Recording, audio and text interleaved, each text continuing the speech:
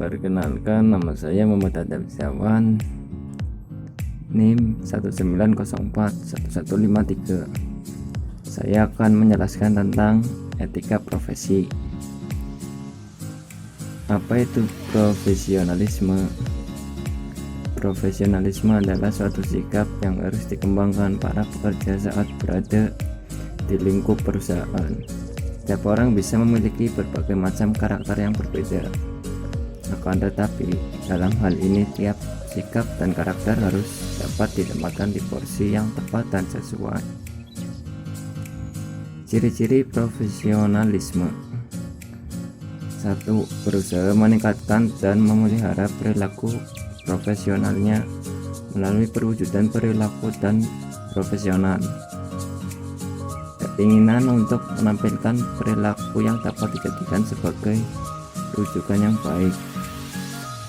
Keperwujudan dilakukan melalui berbagai cara, misalnya dari cara berpenampilan, cara berbicara, penggunaan bahasa, sikap tubuh badan, serta sikap hidupnya sehari-hari. 4.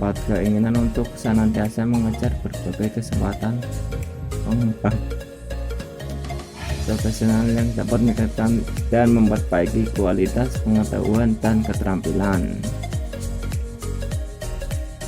Contoh etika dan moral dalam kehidupan sehari-hari.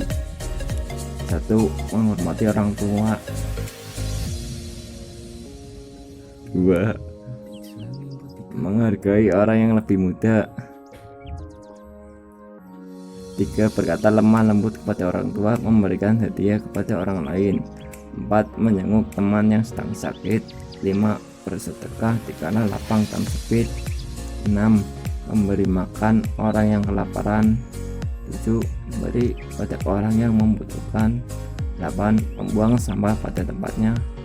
9. Berlaku adil kepada setiap orang. Apa itu denial of service? Denial of service attack atau DOS attack adalah jenis serangan terhadap sebuah komputer atau server di dalam jaringan internet dengan cara menghabiskan sumber resource yang dimiliki oleh komputer tersebut sampai komputer tersebut tidak dapat menjalankan fungsinya dengan benar, sehingga secara tidak langsung mencegah pengguna lain untuk memperoleh akses layanan dari komputer yang diserang tersebut. Contoh denial of service: serangan buffer overflow, mengirimkan data yang melebihi kapasitas sistem, misalnya paket ICMP yang berukuran sangat besar. Serangan SYN, mengirimkan data TCP SYN dengan alamat palsu. Serangan teardrop, mengirimkan paket IP dengan nilai offset yang membingungkan. Apa itu defacing? Defacing adalah merusakkan, mencemarkan, menggoresi atau menghapuskan. Tetapi arti kata deface sendiri dalam istilah cybercrime di sini yang sangat lekat adalah sebagai salah satu kegiatan merubah tampilan suatu website, baik halaman utama atau indeks filenya ataupun halaman lain yang masih terikat dalam satu URL dengan website tersebut, bisa di folder atau di file. Contoh defacing: situs Presiden SBY. Yang kedua, situs TV One. Yang ketiga, kasus defacing pada situs KPU pada tahun 2008. Situs KPU ini disisipkan sebuah pesan cinta, berikut adalah gambaran halaman yang telah di-deface. Apa itu SQL injection? SQL injection adalah sebuah teknik yang memanfaatkan celah keamanan pada basis data sebuah aplikasi. Jadi ketika user melakukan inputan, namun oleh sistem tersebut karakter inputan user disaring secara benar, yang mana akan terjadi pada celah SQL. Contoh SQL injection: 1. Memungkinkan attacker untuk masuk ke dalam aplikasi dengan hak admin tanpa menggunakan akun admin aplikasi tersebut. 2. Memungkinkan attacker untuk merubah, menambah, menghapus data-data yang ada di dalam database tersebut. 3. Memungkinkan attacker untuk mematikan database. Apa itu carding? Carding adalah berbelanja menggunakan nomor dan identitas kartu kredit orang lain yang diperoleh secara ilegal, biasanya dengan mencuri data di internet. Sebutan pelakunya dengan carder.